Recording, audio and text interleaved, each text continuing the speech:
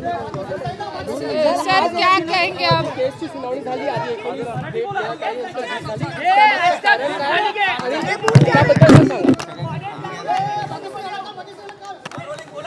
मी ह्याच्या बाबतीत एवढंच सांगू इच्छितो की गेली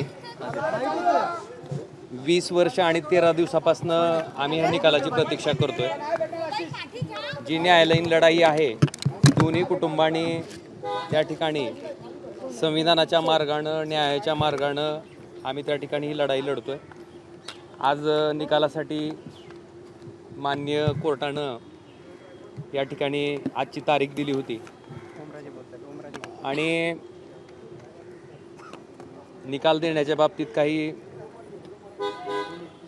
अजून काही जी कमतरता आहे ती पूर्ण करण्यासाठी सन्माननीय कोर्टानं या निकालाची तारीख 20 जूनला ठेवलेली आहे. म्हणजे अजून 4 दिवसानं.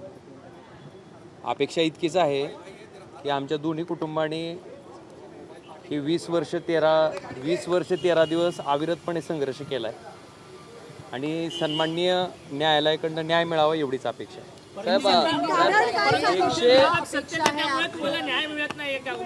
128 जणांची या संपूर्ण प्रकरणात साक्ष नोंदवलेली आहे. आपल्या आईंच्या हस्तक्षेपानंतर सीबीआयकडे हे प्रकरण गेलं. 2009 पासून जे मुख्य आरोपी आहेत, ज्यांच्यावर आरोप आहेत, ते बाहेर आहेत.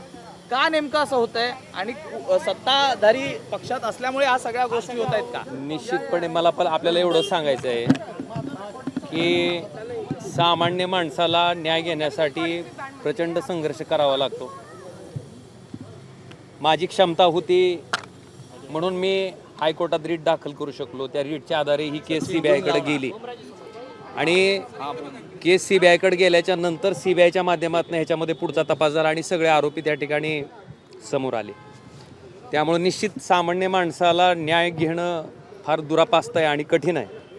आणि ते समोर आल्याच्या नंतर सुद्धा आपण बघितलं असेल तब्बल 20 वर्ष त्या ठिकाणी अविरतपणे ह्या खटल्याची सुनावणी चालू आहे आणि जे आरोपी असणारी लोक आहेत डिले टॅक्टिक्ससाठी सारखं हायकोर्टात जाणं, त्यानंतर सुप्रीम कोर्टात जाणं. सामान्य माणूस हायकोर्टामधल्या आणि सुप्रीम कोर्टामधल्या वकिलाची कशा पद्धतीनं फीस देऊ शकेल, कशा पद्धतीनं त्या ठिकाणी वकीलला अपॉइंट करू शकेल. माझी क्षमता होती, आम्ही लढलो म्हणून इथपर्यंत पोहोचलो. आणि आता निश्चितपणे ही माझा राजकारणातला जन्मच त्याच्यामुळे आहे. माझ्या राजकारणात जन्मच त्याच्यामुळे आहे. कशासाठी संपवलं राजेसाहेबांना याचं कारणच फक्त पॉलिटिकल होतं. कारण 2004ची विधानसभा ज्या निवडणुकीमध्ये माझ्या वडिलांनी ॲज अ इंडिपेंडेंट कॅन्डिडेट असताना, अपक्ष उमेदवार असताना केवळ 484 मतांना त्यांचा पराभव झाला होता. आणि तेही केव्हा की पद्मसिंह पाटलांना पाठिंबा दिला अशा आशयाचं खोटं वर्तमानपत्र छापून मतदाना दिवशी त्या ठिकाणी इतका प्रयत्न करून सुद्धा फक्त 484 मतांना विजय मिळवता त्यांना आला होता. आणि तेच चलत होतं. आपल्याला राजकीय विरोधक नको ह्या भावनेतनं पवनराजे साहेबांची आणि त्यांचे चालक पैगंबरवासी समद काजींची हत्या केली गेली. आणि ही शांत डोक्यानं प्लॅन करून केलेली हत्या आहे. आणि त्याच्या संदर्भात आम्हाला अपेक्षा इतकीच आहे की या ठिकाणी न्याय मिळावा. माझा जन्म फक्त त्याच्यासाठी झाला. मी का आलो?